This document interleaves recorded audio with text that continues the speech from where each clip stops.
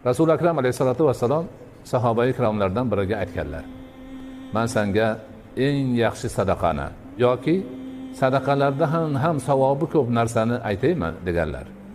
"Ha, Allohning rasuli ayting" deganlarida, o'zini ayol zotidan bo'lgan yaqin kishisi oilasi buzilib qaytib kelsa, qaramog'iga odam qolmasa, shunga pul sarflagan odam eng yaxshi odam bo'ladi. Sadaqani eng yaxshisini qilgan bo'ladi yoki sadaqadan ham yaxshiroq savobli ishni qilgan bo'ladi deganlar. Ana o'shanaqa oilasi buzilib qolgan, ayol kishi boradigan joyi yo'q, qiynalib qoldi, ishlay olmaydi. Ana shunga qarasa, shuni boshini silasa, ko'nglini ko'tarsa, taom bersa, kiyim bersa, boshqa qilsa, dunyodagi eng yaxshi sadaqa shu ekan.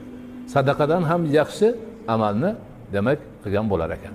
Ana bizning dinimizda ana shunaqa oilasi buzilib, qarovsiz qolgan ayol zotiga shunchalik e'tibor berilgan ekan.